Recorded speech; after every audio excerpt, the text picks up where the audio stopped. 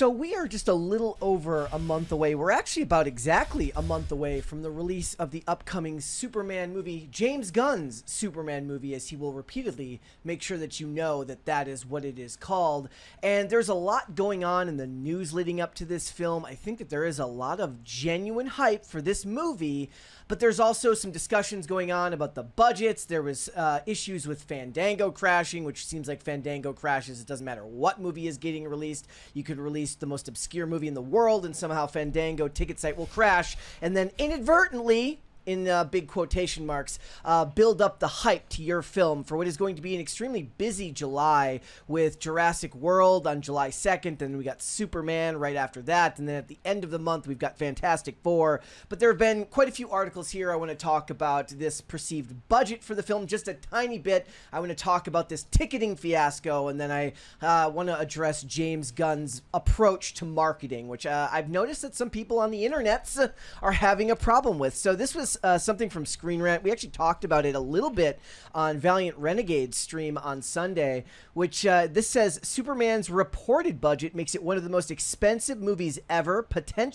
possibly bigger than Endgame. So it was reported that, so that they could get their tax incentives, they had to report a estimated budget that they wanted to spend of $363.8 million. That's, of course, public record because they wanted to get the tax breaks associated with filming in a specific location, so it becomes a matter of public record.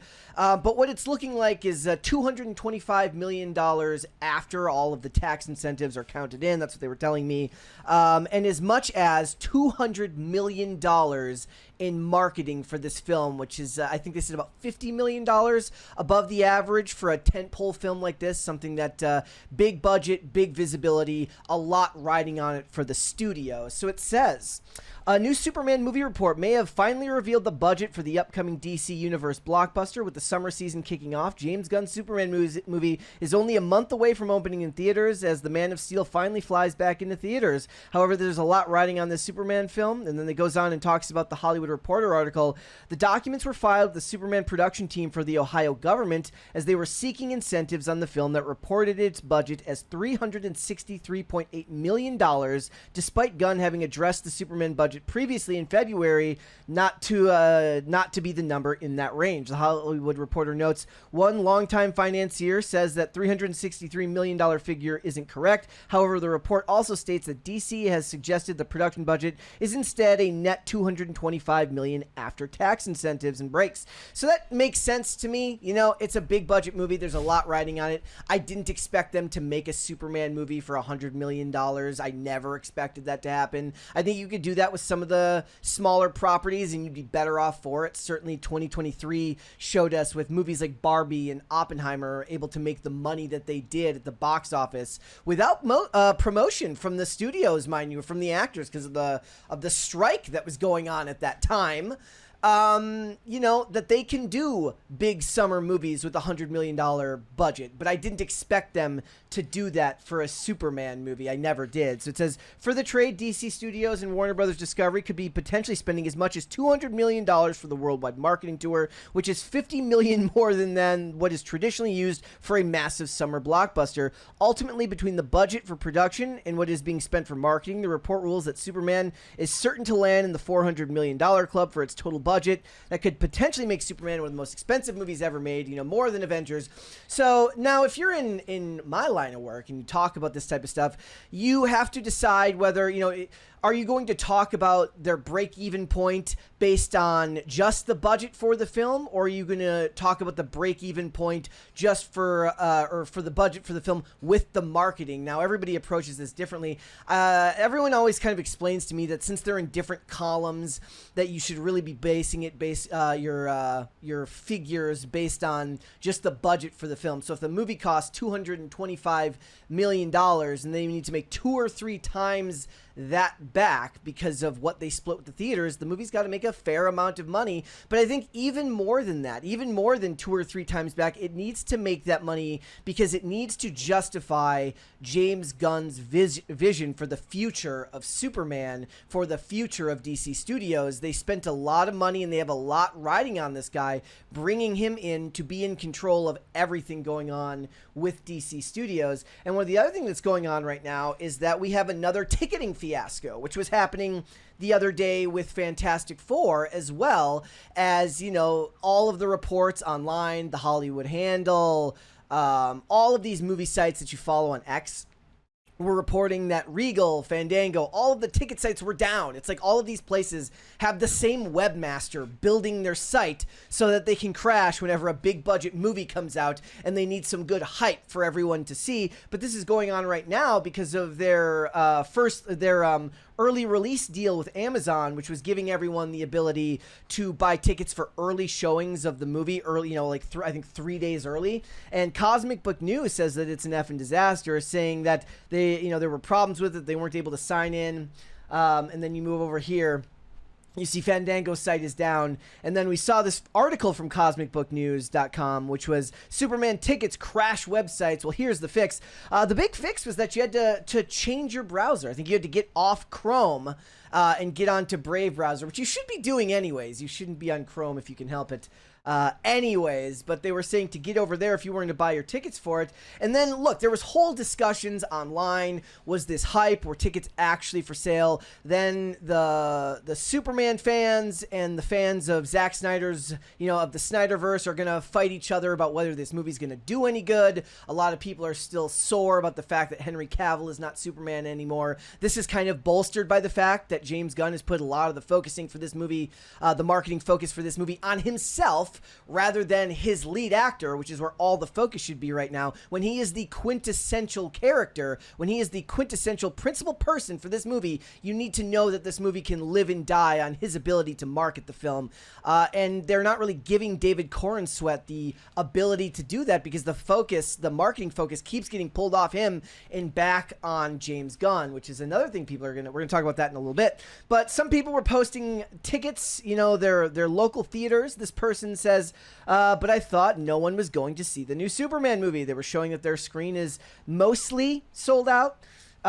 Look, that's me. That's not me in this theater, but that's me back there in the back right corner. I, for one, never sit because I, when we review movies, I have to take notes on my phone with the brightness all the way down.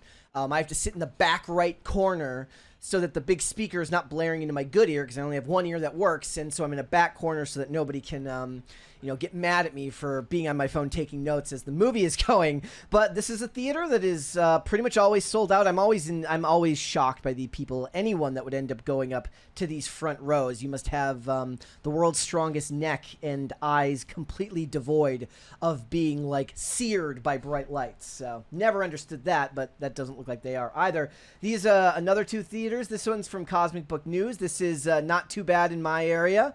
3D versus IMAX. Looks like the IMAX screening has got way more seats taken for it there, which I like it. I like seeing this here. I like seeing that people are excited to go and see this movie. I want to see it do well. There's criticisms going on right now about the removal of the phrase truth, justice, in the American way. I never expected that phrase to end up in this movie, though I do think truth, justice in the human way is weirdly commie sounding. It's weirdly globalist sounding. Plus Superman's an alien, so it's kind of weird. But in general, I best that they just avoid the whole thing entirely. If you're not going to use the quintessential phrase, because when you think about it, not all cultures act or believe in the same thing. So, I think it speaks a little bit to maybe not anti-American sentiment, but there's a lack of patriotism and not being willing to put the best foot forward and say, hey, despite it all, truth, justice in the American way. And I think that phrase should be timeless, and I don't think it should be marred by modern day politics or ideas about what you think of this country, because this country is utterly amazing to be from, and you are very blessed and fortunate to be from America. But of course, the Hollywood writers, they do not have the same core values as a lot of people, so I never expected that phrase to survive it. But So this from Brian. Brian's a good dude over at The Salty Nerd and over on his channel. But these guys are awesome. He says, I'm so frustrated after checking every location near me for my theater chain. Nearly every seat is sold out or the websites just don't work. I went for the early Amazon Prime screening, but the closest location is over 2 hours away and each ticket is almost $30, 4 seats right there in the front. I can't believe this might be the only movie in my adult life that I can't watch opening day. And look, that sucks when you're a Superman fan and that's what you want to see, not being able to do that. But as bad as I feel for Brian, and Brian is a great dude, it's good for the movie that there is an extensive amount of interest for this film and that people want to go and see it. One of the issues that I have, as I kind of mentioned earlier, and it seems to be seeping through into the internet, is James Gunn's approach to making this movie, which is that just so much of the marketing seems to keep falling back on him, and it shows to me a certain level of distrust in David Corenswet, and even after a fact, Rachel Brosnahan as Lois Lane and them together to sell you this movie, or Nicholas Hoult as Lex. This was an Entertainment Tonight piece, a little piece of marketing they did.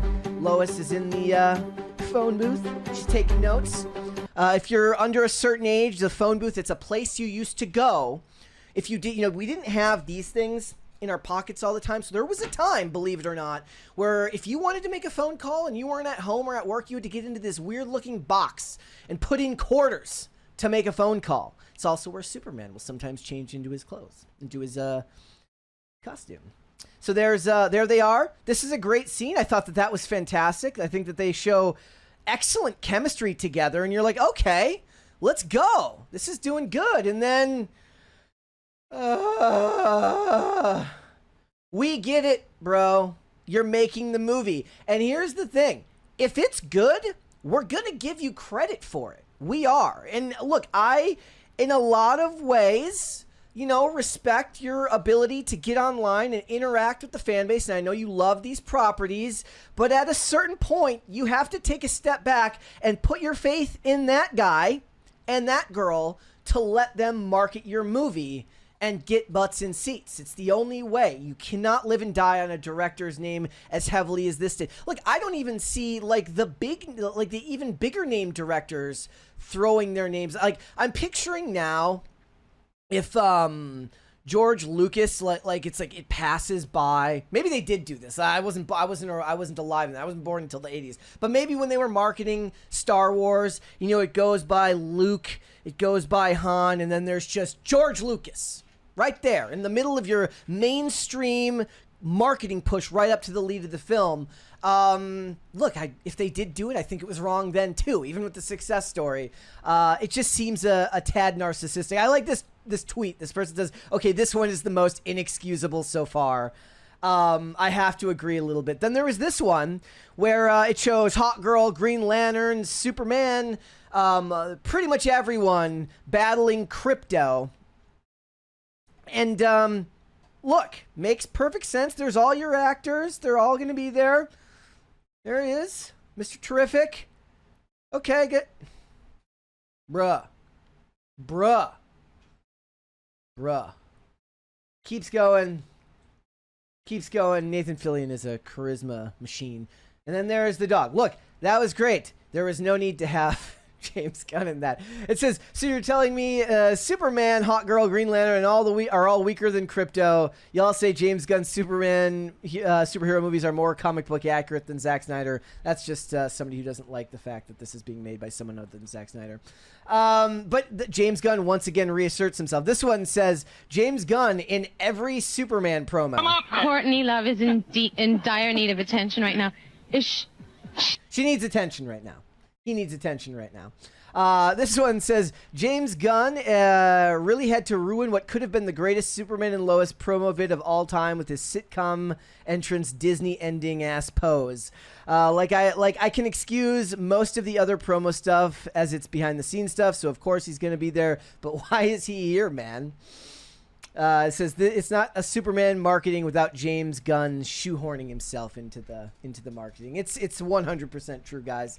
Look, that is my biggest critique so far, is that I think James Gunn has made himself overly visible for the promotion of this movie. But the pre-sale tickets, the hype, it does seem to be good for this film. It matters because DC has a lot riding on their studio. If this movie does well or not, it could very well inform how things move forward at DC Studios, and whether the head of Warner Brothers, with everything going on over there, with the split off from Discovery and David Zaslav, it will say a lot about their future hopes for the DC Studios and the confidence they have in James Gunn, whether this movie does well or not. But let me know down below, guys. Are you excited for the upcoming Superman movie? Did you get your tickets? Did you have trouble getting them when you tried to go and buy those tickets? Let me know. And of course, stay tuned. We got more episodes of Pop Culture Crisis. We are live Monday through Friday, 3 p.m. Eastern Standard Time, which is of course noon Pacific. You should join us. See you there, guys.